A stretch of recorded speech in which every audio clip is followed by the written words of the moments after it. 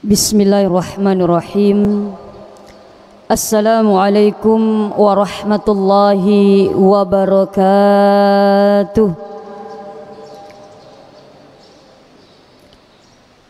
Alhamdulillah, alhamdulillahilladzi an'amana bil iman wal islam wa huwa a'dhamun ni'am. Asyhadu an la ilaha illallah wahdahu la syarika lah, huwar rahmanur rahim, huwa al-muhyi wal mumit, wa asyhadu anna Muhammadan abduhu wa rasuluhu la nabiyya ba'dah. Allahumma salli ala sayyidina wa habibina wa syafi'ina wa qurrata a'yunina wa maulana Muhammad wa ala alihi wa sahbihi wa man tabi'a bi ihsan ila yaumiddin, amma ba'd.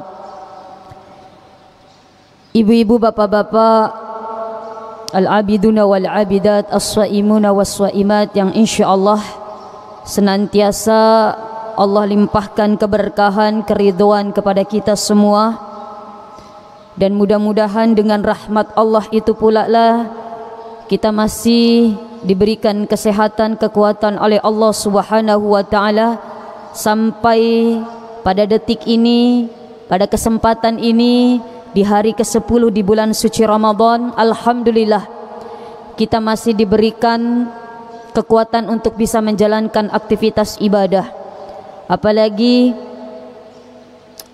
mengawali hari ini di tanggal 10 Ramadan kita masih diberikan istiqamah insyaallah oleh Allah Subhanahu wa taala untuk tetap menjalankan aktivitas ibadah. Di waktu subuh inilah di mana para malaikat menyaksikan apa yang kita lakukan mulai pada hari ini. Sebagaimana Allah berfirman di dalam surat Al-Isra, A'udzu billahi minasyaitonir rajim. Bismillahirrahmanirrahim. Aqimis sholata lidulukish syamsi ila ghasaqil laili wa qur'anal fajri. Inna qur'anal fajri kana masyhuda. Dirikan salat, kata Allah, ketika matahari sudah mulai terbit, yaitu zuhur dan asar ditafsirkan, ila ghasaqil laili, dan dirikan salat ketika matahari mulai terbenam, yaitu maghrib dan isya, wa qur'anal fajri, dan dirikanlah salat ketika terbitnya fajar, inna qur'anal fajri kana masyhuda, karena sesungguhnya di waktu fajar itu dah, di waktu subuh itulah para malaikat menyaksikan apa yang kita kerjakan pada hari itu. Alhamdulillah kita termasuk orang yang beruntung. Kita diberikan kekuatan oleh Allah dengan keimanan untuk melangkahkan kaki kita di Masjid Agung Al-Munawwir ini untuk menjalankan sholat subuh berjamaah. Setelah sholat subuh berjamaah kita pun diberikan kekuatan dan kesempatan oleh Allah untuk sekedar duduk di tengah kesibukan kita untuk sama-sama belajar ilmunya Allah Subhanahu wa taala. Mudah-mudahan para malaikat yang menyaksikan kita pada kesempatan ini mendoakan kita. Apa yang didoakan oleh para malaikat? Allahumma ghfir lahum warhamhum. Para malaikat berdoa, ya Allah, ampunkan dosa orang-orang yang hadir di sini, yang salat berjamaah, ikut di majlis ilmi, majlis ta'lim. Warhamhum, dan berikanlah cucuran rahmat kepada kita semua. Mudah-mudahan kita didoakan oleh para malaikat sehingga insyaallah kita diampunkan dan diberikan rahmat oleh Allah Subhanahu wa taala sampai nanti ajal datang kepada kita, dan mudah-mudahan kita ditakdirkan oleh Allah meninggal dalam keadaan husnul khatimah. Amin, amin ya rabbal alamin. Karena orang yang sukses itu sesungguhnya sukses di dunia adalah orang yang meninggalkan dunia ini dalam keadaan iman kepada Allah. Salawat dan salam tak lupa kita curahkan kepada baginda Rasulullah sallallahu alaihi wasallam. Seraya kita sama-sama bersalawat. Allahumma salli wa sallim wa barik alaihi, sallu alaihi man shalla alayya marrah. Barang siapa yang bersalawat kepadaku, kata Rasulullah, satu kali saja, satu kali saja, sidi bawang nih kita bersalawat, Allahumma salli ala sayyidina Muhammad sallallahu asyra. maka Allah akan berselawat kepada kita 10 kali lipat sebagai balasannya. Apalagi sekali lagi di bulan suci Ramadan, segala kebaikan yang kita kerjakan akan dilipat gandakan oleh Allah Subhanahu wa taala. Maka perbanyak berselawat selain kita memperbanyak baca Al-Qur'an dan berzikir kepada Allah Subhanahu wa taala. Ibu bapak hadirin hadirat rahimakumullah, melanjuti apa yang saya sampaikan semalam, yaitu dengan tema menggapai rumah tangga yang sakinah mawaddah warahmah. Mungkin sedikit kita mengulas kembali. Kita tidak akan pernah mendapatkan rumah tangga yang sakinah jika mawaddah warahmah tidak kita pelihara, tidak kita jaga, bahkan tidak hadir di dalam rumah tangga kita. Maka mustahil rumah tangga sakinah yang kita idam-idamkan akan kita bisa raih. Karena memang itulah yang dikatakan oleh Allah Subhanahu wa taala. Mawaddah kemarin semalam sudah saya singgung adalah perhatian sebagai bentuk cinta kita ketika kita melihat fisik, materi, karena berasal dari maddah. Sedangkan warahmah ini levelnya lebih tinggi daripada mawaddah. Kenapa rumah tangga banyak yang hancur, banyak yang terpisah? Karena mungkin belum hadir rasa rahmat tersebut, baru ada mawaddah.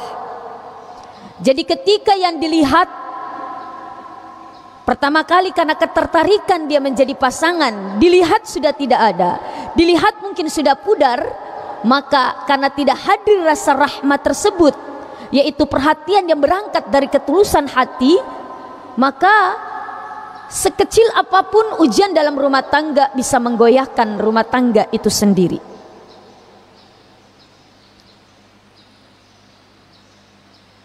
Nah, untuk bisa mendapatkan rumah tangga sakinah, Allah hadirkan tadi mawaddah warahmah.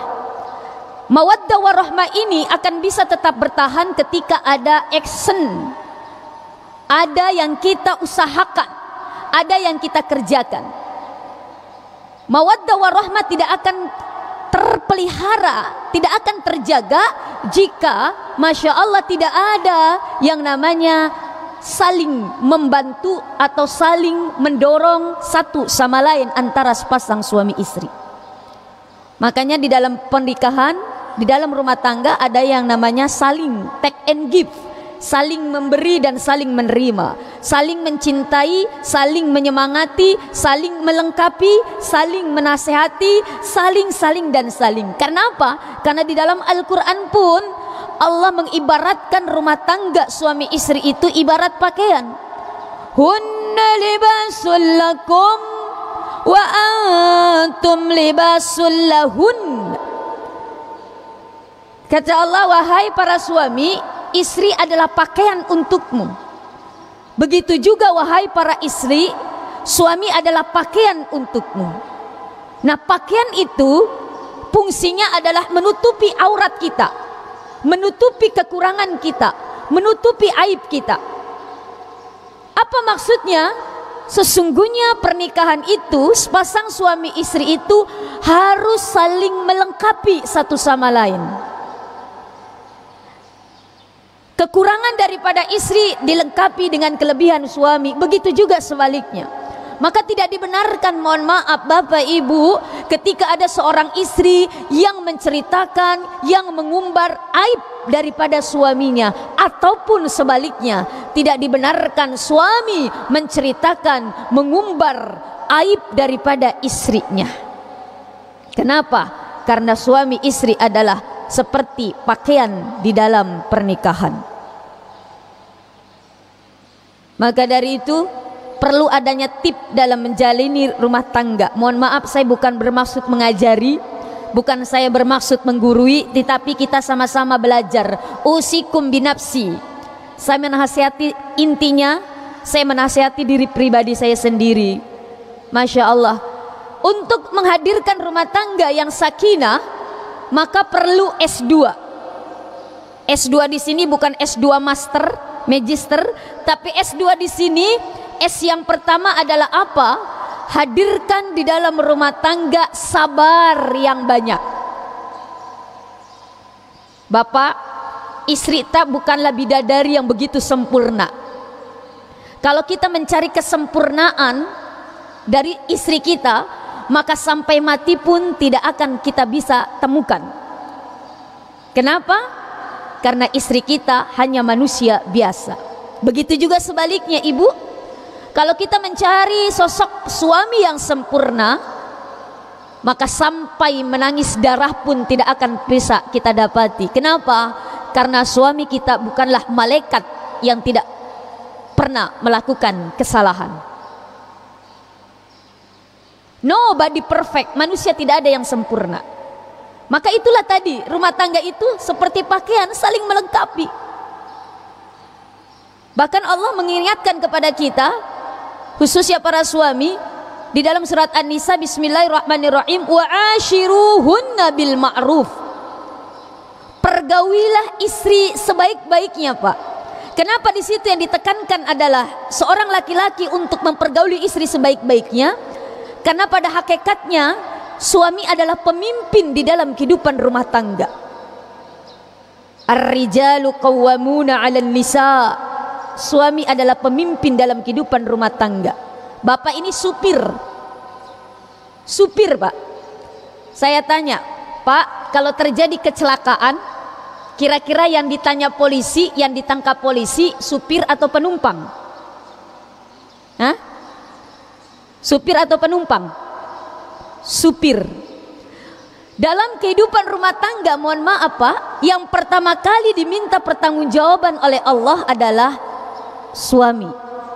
Bagaimana keluarga tak? Bagaimana ibadah keluarga tak? Bagaimana kehidupan rumah keluarga tak? Bapak yang ditanya, karena bapak adalah pemimpin. Kenapa bapak dijadikan pemimpin? Bima fadlallahu ba'dahum ala ba'd. Karena memang laki-laki diciptakan oleh Allah punya skill, punya keunggulan tersendiri, yaitu bisa memimpin. Kenapa? Salah satu faktornya karena seorang laki-laki biasanya, mohon maaf, dia melakukan aktivitas berdasarkan mengikuti logikanya. Beda dengan perempuan. Biasanya kalau perempuan makunre lebih banyak, mohon maaf, mengikuti perasaan. Maka nggak cocok jadi seorang pemimpin. Maka yang cocok menjadi seorang pemimpin adalah laki-laki, seorang suami. Maka sebagai seorang pemimpin Pak harus tegas. Mohon maaf, jangan jadi suami yang takut istri. Ada di sini suami-suami yang takut istri? Mudah-mudahan tidak ada. Harus tegas. Tegas tapi tidak kasar. Tegas tapi penuh kelembutan. Inilah yang diajarkan oleh Rasulullah SAW. Apalagi soal ibadah, bukan pemimpin dalam urusan dunia saja. Bukan pemimpin dia hanya memberikan uang belanja, hanya memberikan uang untuk anak-anaknya, hanya sebagai urusan dunia, tapi memimpin dunia akhirat, yaitu juga masalah ibadah. Perhatikan ibadahnya istri dan anak-anak kita sebagai orang-orang yang dipimpin oleh kita. Salatnya istri tak, salatnya anak-anak tak juga menjadi tanggung jawab kita. Kita jangan asik dengan ibadah kita sendiri. Bila perlu tegas, kalau ada suami istri tak depa melo musung pajang, tegas. Bu, musung pajang,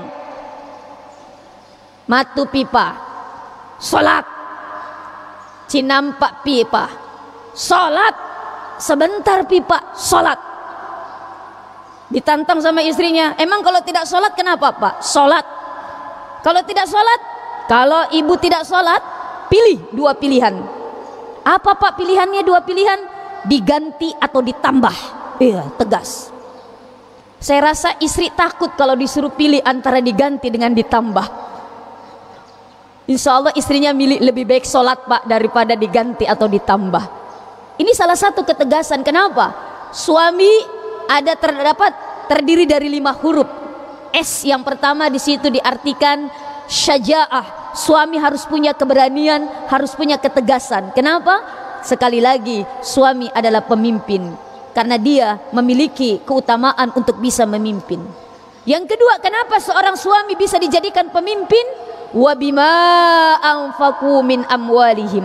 Karena seorang pemimpin, karena seorang suami punya kewajiban untuk memberi nafkah kepada istri dan anak-anaknya. Jadi itu kewajiban, Pak. Kalau ada istri yang ikut mencari nafkah, itu bonus. Alhamdulillah, Bapak termasuk orang yang diberikan keistimewaan. Kenapa? Memiliki istri yang bisa membantu perekonomian. Tapi hakikatnya memberikan nafkah kewajiban seorang suami. Nah, maka dari itu, mohon maaf, dalam kehidupan rumah tangga, suami istri harus hadirkan sabar yang banyak dalam menjalankan hidup rumah tangga. Pak, menikah adalah ibadah yang paling panjang. Dari pertama Bapak Ibu mengucapkan ijab kabul, ada di acara majelis akad nikah, mulai saat itu sampai akhir kehidupan kita, sampai akhir kehidupan rumah tangga kita, maka disitulah sepanjang perjalanan kita dalam aktivitas ibadah. Menikah adalah ibadah yang menyenangkan. Tapi jangan karena menikah adalah ibadah yang menyenangkan jadi senang menikah. Kabene-bene itu kalau senang menikah. Kenapa menyenangkan? Karena disitulah, mohon maaf, akan dirasakan lebih indahnya kehidupan setelah pernikahan. Lebih banyak problematikanya, lebih banyak liku-likunya, lebih banyak bumbu-bumbu yang akan kita dapati kehidupan di dalam kehidupan rumah tangga. Menikah karena ibadah, maka ketika berbicara ibadah, setan tidak mau tinggal diam. Bahkan tidak tanggung-tanggung, Bapak Ibu. Dalam kehidupan rumah tangga, Allah hadirkan yang namanya pengganggu, yang namanya, mohon maaf, perusak bisa jadi, yang namanya setan, iblis dalam kehidupan rumah tangga. Mohon maaf, setan atau godaan di dalam kehidupan rumah tangga dinamakan namanya setan dasim. Kalau setan perempuan, mohon maaf, namanya dasimah. Itu dasim itu diciptakan oleh Allah, hadir untuk mengganggu, merusak kehidupan rumah tangga. Kenapa? Karena menikah adalah ibadah. Bahkan mohon maaf, di dalam satu riwayat, setan atau iblis itu suka sekali mengadakan rapat paripurna. Jadi evaluasi. Ada namanya pimpinan setannya. Setiap anggota melaporkan apa yang sudah dia kerjakan untuk mengganggu anak Adam. Ada anggota yang melapor, wahai pimpinan, saya habis menjerumuskan anak manusia untuk membunuh. Ini punggawanya, pimpinannya biasa saja. Oh iya. Lalu ada yang melapor, wahai pimpinan, saya habis menjerumuskan anak manusia untuk merampok, mencuri. Biasa saja.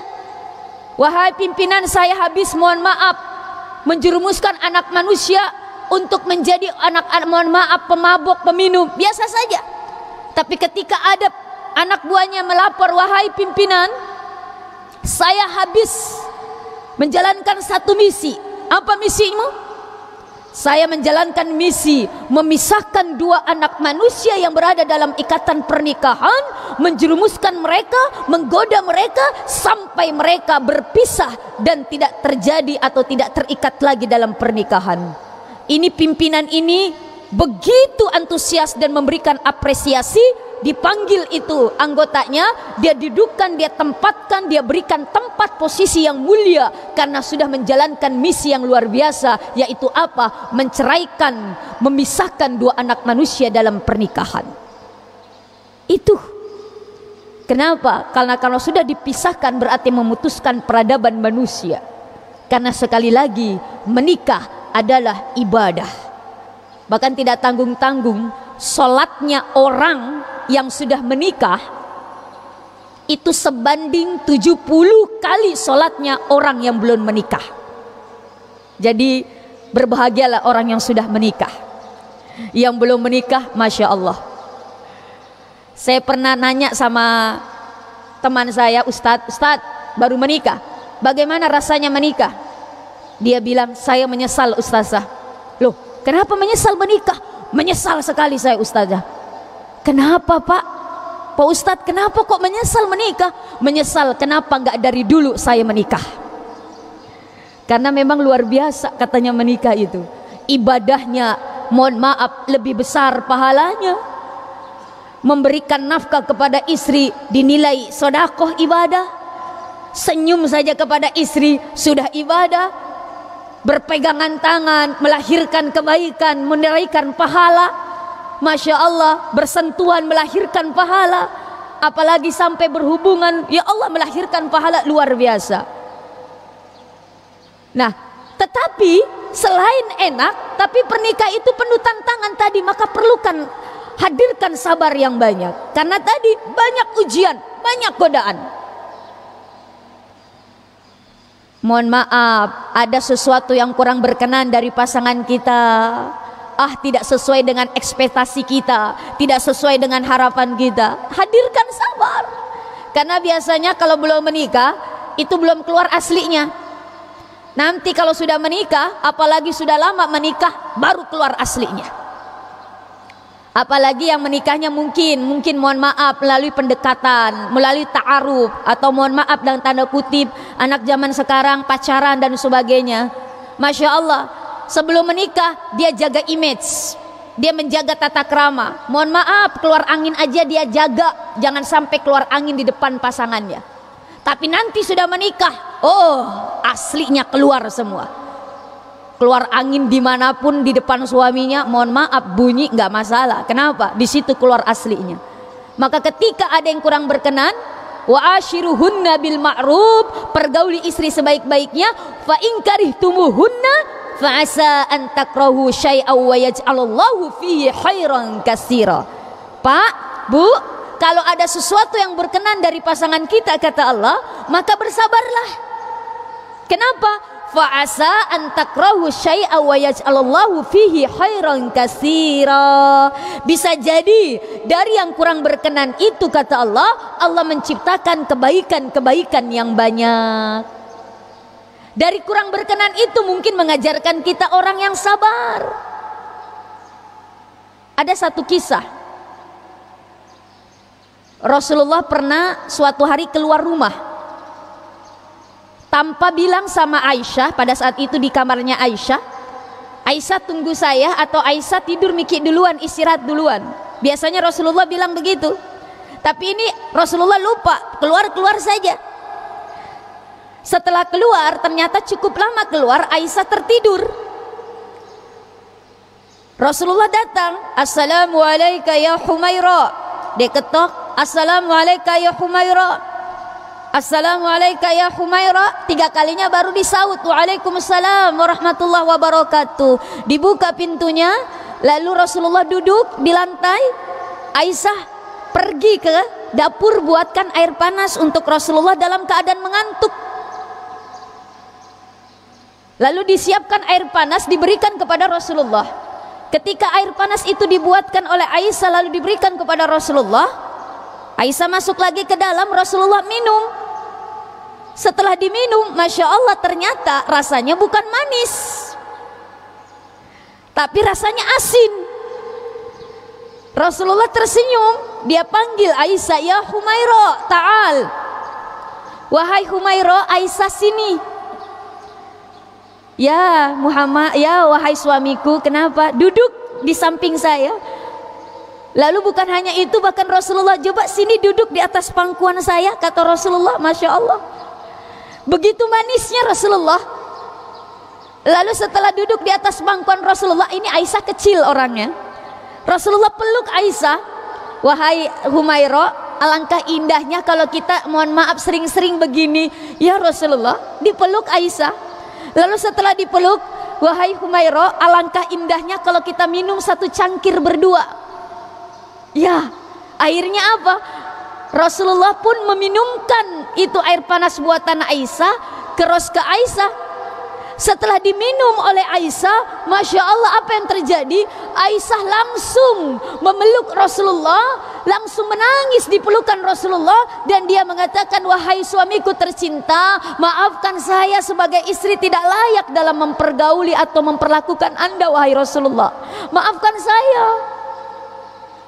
Kenapa ini Aisyah minta maaf? Karena tadi air panas yang dibuat bukan manis rasanya, tapi asin rasanya. Tapi apa sikap Rasulullah? Rasulullah mohon maaf, asin ini kan mohon maaf kebalikan daripada manis. Maka ketika mendapati sesuatu yang asin, Rasulullah melakukan kebalikannya. Apa? Memperlakukan Aisyah dengan manisnya, memeluknya, mohon maaf duduk di atas pangkuannya, minum satu cangkir berdua. Lihat apa yang terjadi. Aisyah tanpa dikomando, tanpa diberitahu kesalahannya, Aisyah meminta maaf kepada Rasulullah penuh dengan tangisan. Tidak dikasih tahu kesalahannya, bahkan mohon maaf tidak disuruh minta maaf oleh Rasulullah, tapi karena mohon maaf kelemah lembutan Rasulullah sallallahu alaihi wasallam.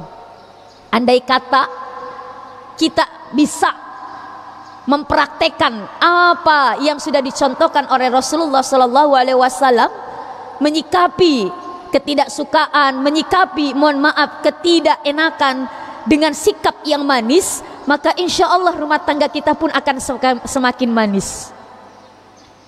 Ini dicontohkan Pak oleh guru saya dari Karawang. Masya Allah ya Rahman ya Karim, dia pulang kantor dalam keadaan lapar, sampai di rumah istrinya masih sementara masak, capek, lapar. Dia bilang sama istrinya, "Ma, karena masakannya masih lama, tolong buatkan sesuatu yang bisa mengganjal perut papa." Iya, dibuatkan mie instan. Karena sedang sibuk tadi istrinya antara masak dengan bikinkan mie instan, sampai istrinya mohon maaf tidak sadar mie instan sudah ada bumbunya. Dia taruh lagi garam 1 sendok di mie instan. Lalu setelah selesai dikasih sama suaminya. Setelah mohon maaf diberikan suaminya, suaminya makan. Suaminya mohon maaf makan mie instan asin sekali. Tapi lihat bagaimana mencontoh Rasulullah. Dia panggil istrinya, "Mama sini mah."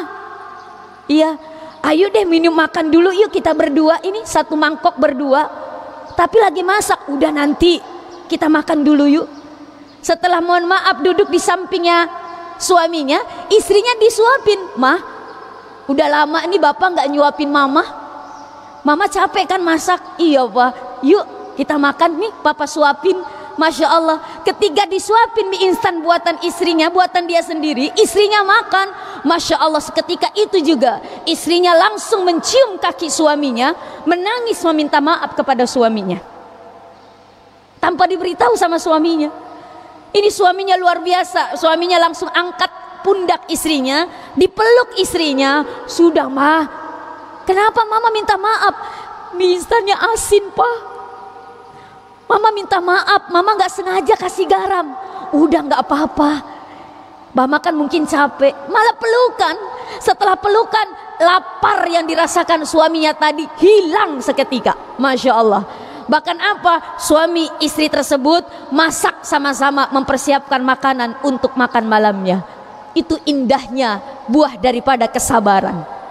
Mudah-mudahan kita bisa praktekkan. Artinya apa Pak? Al-Quran pun mengajarkan, fa'alhamaha fujuraha wa taqwaha. Setiap manusia itu ada potensi kebaikan, ada potensi keburukan. Jadi kalau kita melihat sesuatu keburukan, maka tampakkan kebaikan. Kalau suami istri lagi marah-marah, maka balaslah marah-marah itu dengan kebalikannya, yaitu sabar. Kalau istri kita lagi mata musuh, Pak, istri kita lagi cemberut, bermuka asam, maka apa? Lakukan sebaliknya, senyum. Istri tak mata musuh, apalagi kalau tanggal tua Pak ya. Karena ada istri itu mohon maaf, ada uang abang sayang, tak ada uang abang ditendang. Masya Allah. Kalau lagi mata musuh, maka hadirkan sebaliknya. Apa kebalikan mata musuh? Senyum. Istri lagi mata musuh, lalu kita di hadapan istri tak senyum. Kayaknya papa kenal ini sama orang di hadapan papa. Senyum Pak. Maka insya Allah mohon maaf, hilang mata musuhnya istri tak. Kenapa? Melakukan kebalikannya. Kalau suami lagi marah-marah, maka istri kebalikannya, sabar, diamkan dulu. Kalau suami lagi gelisah, lagi takut, diamkan dulu. Jangan langsung mohon maaf ditanya kenapa. Itu mohon maaf, ini yang dicontohkan oleh Khadijah. Ketika Rasulullah sedang dalam keadaan takut menerima wahyu yang pertama kali, di tengah kesendiriannya di Gua Hiro, dalam kesendiriannya dia termenung, lalu ada suara, Iqra ya Muhammad, Iqra ya Muhammad, Iqra ya Muhammad, bacalah, bacalah, bacalah. Sendiri di Gua Hiro, di Jabal Nur, tidak ada siapa-siapa, ada suara menggema, menggelegar, mengatakan Iqra ya Muhammad. Masya Allah, Rasulullah dalam keadaan takut pulang ke rumah dalam keadaan gemetar. Ketika pulang ke rumah dalam keadaan gemetar, disambut oleh Khadijah penuh dengan senyuman. Setengah ketakutannya hilang, tapi masih ada setengah. Lalu Rasulullah pun mengatakan, zammiluni ya Khadijah, zammiluni, selimuti aku wahai Khadijah, selimuti aku wahai istriku. Melihat kegelisahan istri suami tercinta, Khadijah tidak langsung bertanya, kenapa Rasulullah? Ada apa Rasulullah? Tidak. Tapi Aisyah mohon maaf menyelimuti Rasulullah terlebih dahulu, menenangkan terlebih dahulu. Setelah Rasulullah sudah lebih tenang, Masya Allah, tidak gelisah lagi, lalu baru ditanya, wahai suamiku, apa sesungguhnya yang terjadi? Rasulullah bilang, tadi ada malaikat datang, mohon maaf, menyuruh saya untuk membaca, memberikan wahyu pertama kali. Saya takut wahai Khadijah. Apa yang dikatakan Khadijah? Jangan takut wahai suamiku, saya yakin engkau orang baik. Tidak mungkin Allah, atau mohon maaf, tidak mungkin Tuhan akan mencelakai engkau, karena engkau adalah orang yang paling baik yang pernah saya kenal.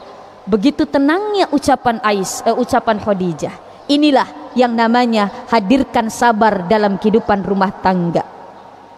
Dan yang kedua untuk menggapai rumah tangga yang sakinah, mawaddah warahmah adalah apa? Hadirkan syukur yang banyak dalam mengarungi kehidupan rumah tangga. Banyak rumah tangga yang hancur, banyak rumah tangga yang terpecah karena urusan tidak banyak bersyukur terhadap apa yang dia dapati. Istri banyak yang menjadi penghuni neraka karena urusannya banyak yang tidak bersyukur atas suaminya. Suami mohon maaf banyak yang berselingkuh, tidak setia karena apa? Karena mohon maaf dia tidak bersyukur terhadap apa yang ada di hadapannya. Melihat sesuatu yang indah di luar istrinya, oh itu lebih cantik, oh itu lebih bahenol, oh itu lebih menarik. Masya Allah ya Rahman ya Karim. Kenapa? Karena dia selalu melihat halaman orang lain lebih indah daripada dia memperhatikan halaman di rumahnya sendiri.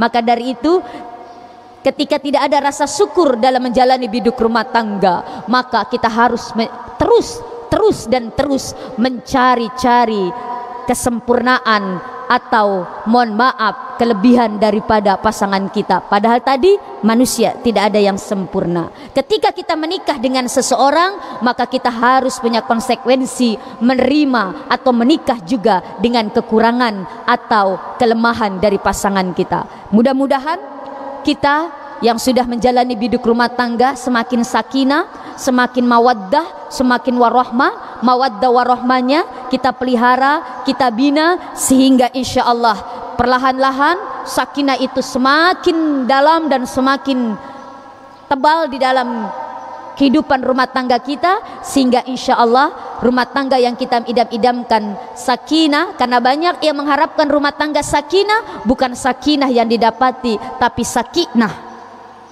Kalau rumah tangga sakinah tadi rumah tangga yang tenang, tapi kalau rumah tangga sakinah, rumah tangga sakitnya tuh di sini. Bukan rumah tangga yang mawaddah, tapi mawatang. Susah. Kenapa? Karena mohon maaf, satu sama lain tidak menjalankan fungsi atau kewajiban masing-masing. Kewajiban suami menjadi kepala rumah tangga, yaitu memimpin keluarganya, memberikan nafkah lahir dan batin. Kewajiban istri, fasolihatun qanitatun, seorang istri harus taat kepada suami. Itu merupakan jalan untuk menuju pintu surganya Allah. Rasulullah mengingatkan khususnya untuk para istri, surga bisa diraih ada 4 kuncinya. Al-mar'atu idza sholat khamsaha, seorang istri bisa menjaga sholat 5 waktunya. Yang kedua, wasomat syahraha, seorang istri bisa menjaga puasa Ramadannya sebaik-baiknya puasa. Wa idza hafidhat farjaha, seorang istri menjaga kehormatannya, menjaga kehormatan dia cara berpakaian, kehormatan dia berperilaku.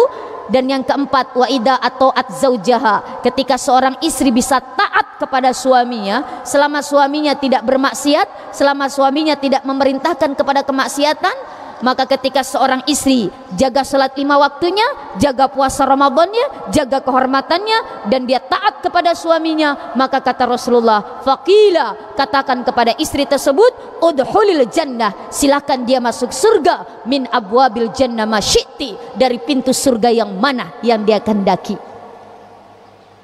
Ketaatan kepada suami selama suaminya tidak maksiat dan tidak bertentangan dengan ketaatan kepada Allah, itu adalah satu keniscayaan dan satu kewajiban daripada seorang istri.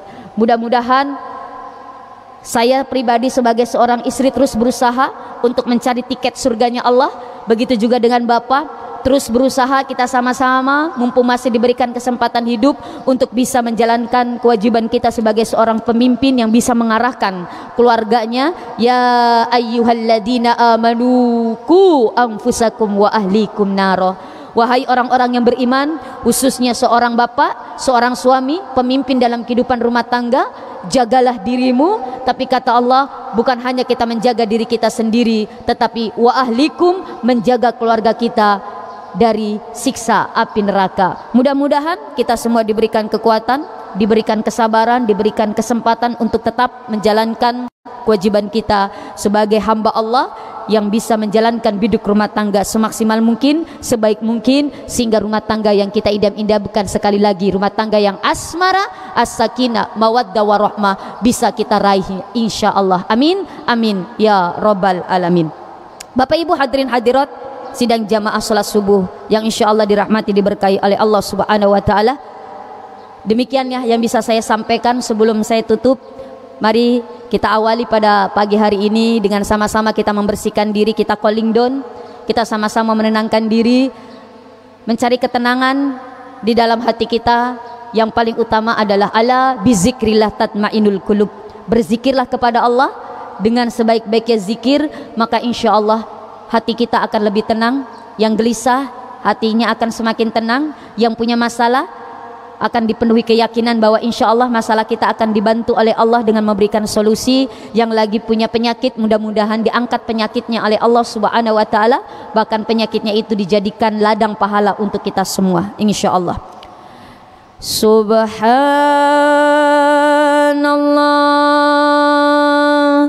walhamdulillah wala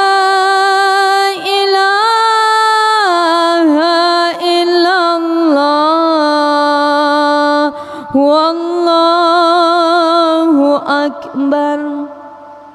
Subhanallah walhamdulillah wala ilaha illallah wallahu akbar. Subhanallah walhamdulillah wala ilaha illallah wallahu akbar. Wala haula wala quwwata illa billahil aliyyil azim. Hasbunallah wa ni'mal wakil, ni'mal maula wa ni'man nasir. Hasbunallah wa ni'mal wakil, ni'mal maula wa ni'man nasir. Hasbunallah wa ni'mal wakil, ni'mal maula wa ni'man nasir. Astaghfirullah Rabbal maraya, astaghfirullah minal hataya, astaghfirullah Rabbal maraya, astaghfirullah minal hataya, astaghfirullah Rabbal maraya, astaghfirullah minal hataya. Ya Nabi salam alaika, ya Rasul salam alaika, ya Habib salam alaika.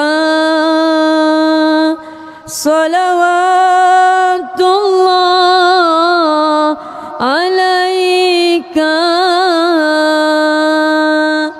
ya Nabi salam alaika,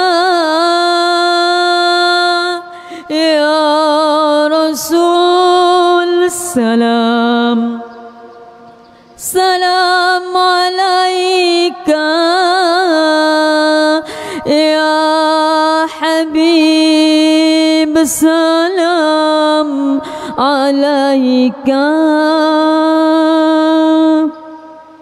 Salawatullah alaika,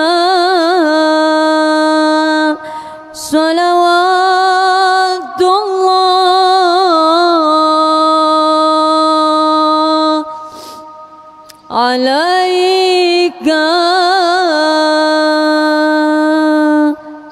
Stop, tafadhal. Stop. Doa. Doa, Ustaz. Amin. Amin. Amin ya Allah.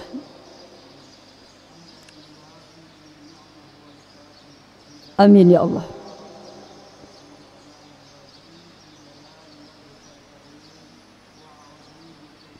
Amin ya Allah.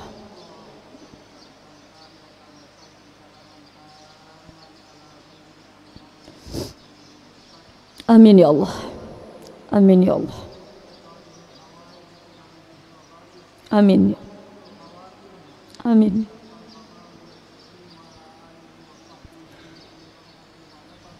Amin ya Allah.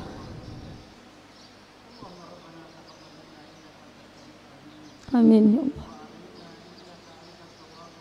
Amin ya Allah. Amin. Amin ya Allah. Amin. Amin. Amin ya Allah. Amin.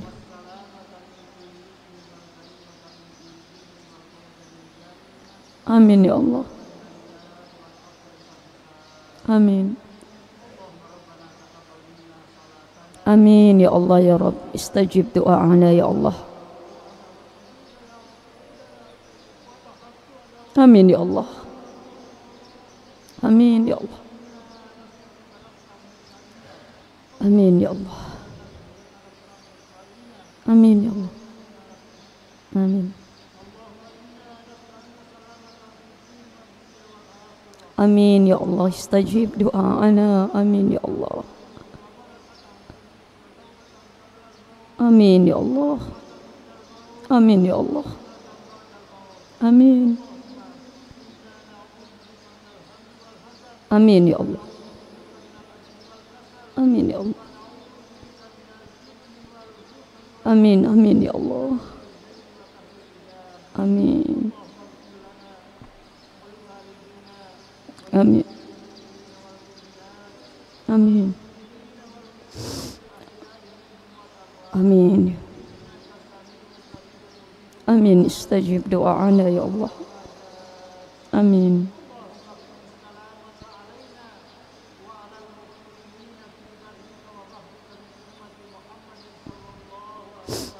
Amin ya Allah.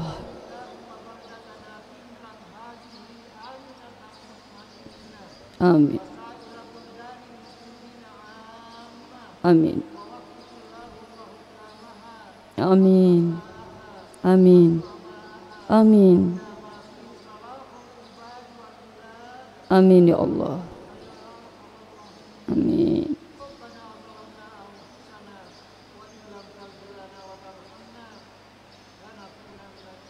Amin ya Allah.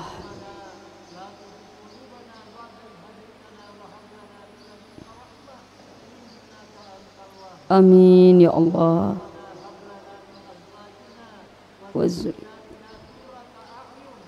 Amin. Amin ya Allah, istajib.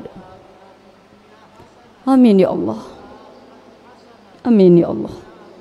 Amin, amin, istajib doa'ana ya Allah. Amin ya Allah. Amin ya Allah.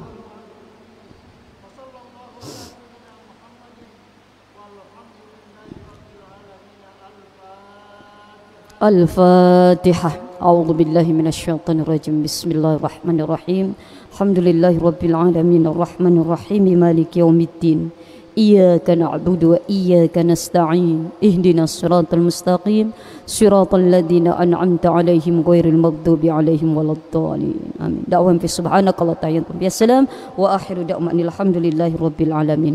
Demikian yang bisa saya sampaikan. Mohon maaf dengan segala kekurangan. Ihdinas siratal mustaqim. Wassalamualaikum warahmatullahi wabarakatuh.